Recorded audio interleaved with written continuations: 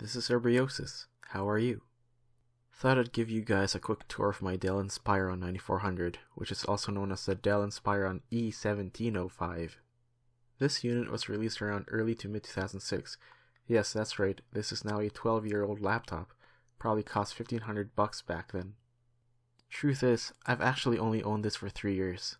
Even though I have a very capable i7 computer already, I decided to buy this beast for $50. I'm kinda like Strongbad when it comes to computers. If you're not familiar with Strongbad, just search the name on Google or YouTube. Before I show you guys the ports, I'll just quickly tell you about the specs. It has a 2 GHz Core Duo processor, 3 GB of DDR2 RAM, I recently upgraded it from 2 GB, a 500 GB 7200 RPM hard drive, and an ATI X1400 graphics card. I didn't bother upgrading to an SSD because it just seems like a waste on a computer this old. It's a huge laptop too. It has a 17-inch screen at 1900 by 1200 resolution and probably weighs in at around 10 pounds. Even though it's running Windows XP Pro, it still does very well for what I needed to do these days. If I had gotten my parents to get me this laptop back in 2006, it might still be my main computer today. The 9400 has quite a few ports. There are 6 USB 2 ports, and that's really useful because I have several peripherals that I need to use every day, such as external hard drives, controllers, and other wireless mice, just in case mine right now breaks. One of the nice things that mid-2000 to early 2010 laptops had were express cards.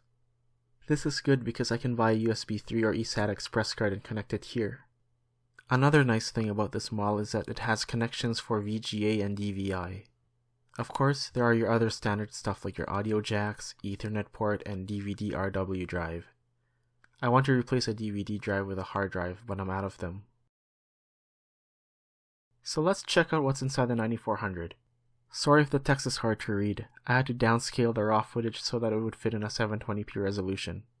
Yes, I know that Windows XP hasn't been supported since 2014. I also understand that most third-party companies have stopped supporting XP as well, especially browser developers like Google or Mozilla. But if you're at least a bit tech-savvy, you know that the OS is still very capable as of 2018. The main thing I do on this laptop is develop games. Even though it can't run game engines made more recently, it can still run a majority of them, and within that majority are all the engines I use. I am very happy though that Steam is still supporting Windows XP, because half the engines and other tools that I use are the Steam versions. I use older versions of some of the more popular programs on the 9400.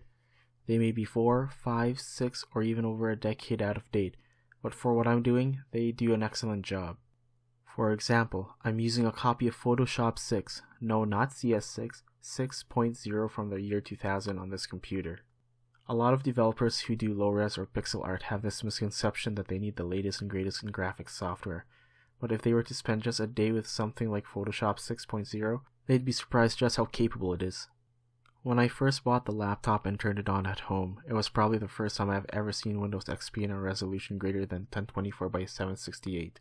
I couldn't believe how much desktop real estate I had. After replacing the hard drive, increasing the RAM, and fully updating Windows XP and the hardware drivers, the 9400 ran really fast. So this pretty much covers my look at the Dell Inspiron 9400. I saw this for $50 in an online local listing, but prices may have changed since then, for better or for worse.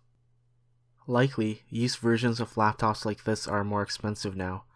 I actually recall looking up this same model again in an online local listing on eBay, and I saw one that was around $170.